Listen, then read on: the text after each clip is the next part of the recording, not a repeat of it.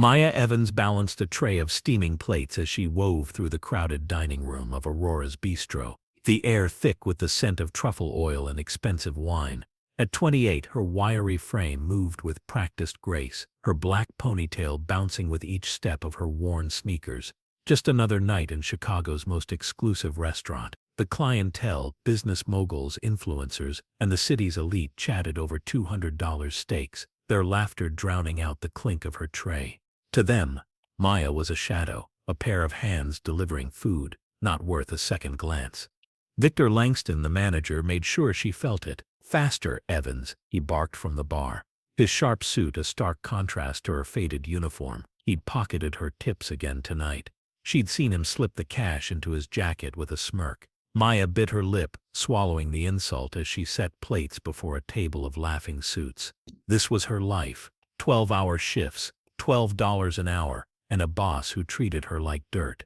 But tonight, February 25th, 2025, something waited at home that would change everything. Exhausted, Maya trudged into her tiny apartment on the south side, the faint hum of traffic seeping through cracked walls. She tossed her keys onto the kitchen table, a scarred relic from her childhood, and froze. An envelope sat there, no stamp, just her name in elegant cursive. Curiosity overtook fatigue as she ripped it open. Inside were 2 sheets, a legal document, pages dense with fine print, and a handwritten note. Her breath caught as she read the note. "Maya, my brave girl, it's all yours now. Show them who you are. Aunt Celeste." Celeste, her reclusive aunt who died last month, had left her something.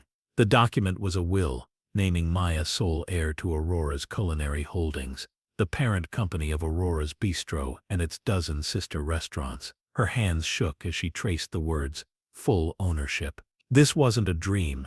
It was real, stamped and notarized. Maya sank into a chair, heart racing. Aunt Celeste had seen something in her, something Victor never would.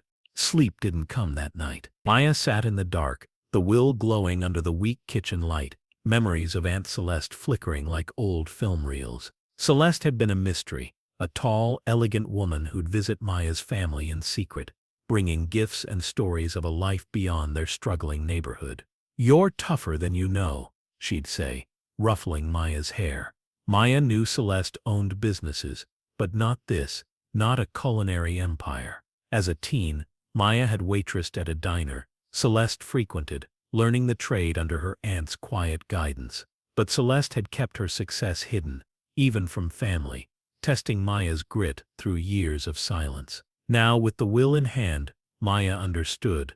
This was Celeste's final gift, a chance to rise above the victors of the world. She clutched the papers, resolve hardening. Tomorrow she'd make them see. Morning light barely pierced the gray Chicago sky as Maya prepared for work. She skipped the uniform, opting for jeans and a jacket. Today wasn't about serving tables. The will stayed tucked in her bag, its weight a silent promise. At Aurora's Bistro, the lunch rush was in full swing. Victor prowling the floor like a king. "Where's your uniform, Evans?" he snapped when she walked in, his voice cutting through the hum of chatter. Maya ignored him, weaving past tables to the back office. She'd overheard Victor bragging about a staff meeting tonight. Perfect timing. She spent the day shadowing her usual routine, pouring wine and clearing plates, but her mind was elsewhere. Victor's insults, slow as always, bounced off her now. Each jab fueled her plan. As the clock hit 8, she slipped into the bathroom, splashed water on her face, and whispered, "This is for you, Aunt Celeste." It was time. The staff meeting convened in the private dining room after closing. Waiters, chefs, and bussers gathered around a long oak table, Victor at the head like a dictator. He droned on about profits, his smug grin widening as he praised himself. "We're the best because I run a tight ship," he boasted, ignoring the exhausted faces before him. Maya stood at the back, unnoticed, her bag slung over her shoulder. She watched Victor pocket a wad of cash, tips meant for the staff, his arrogance on full display. Customers lingered in the main room, sipping late-night cocktails, unaware of the storm brewing. Maya's pulse quickened as Victor wrapped up, clapping his hands. "Back to work, peasants," he laughed. She stepped forward, her voice cutting through the room. Not yet. All eyes turned to her, confusion rippling through the crowd. Victor's sneer was immediate. What's this, Evans? Begging for overtime? Maya didn't flinch. She pulled the will from her bag, unfolding it with deliberate calm, and placed it on the table. Well, you should read this, Victor, she said, her tone steady. He snatched it up, his smirk fading as his eyes darted over the text. The room went silent, the clink of glasses from the dining area the only sound. This says you own Aurora's, he choked out, his face paling. Maya nodded. The whole chain. Aunt Celeste left it to me. Gasps echoed from the staff. Some recognized Celeste's name, a legend in the industry. Victor laughed, a brittle sound. This is a joke.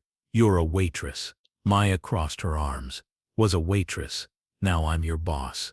Call your lawyer if you want. It's real. Phones came out, whispers turning to murmurs, as the truth sank in. Maya had flipped the script.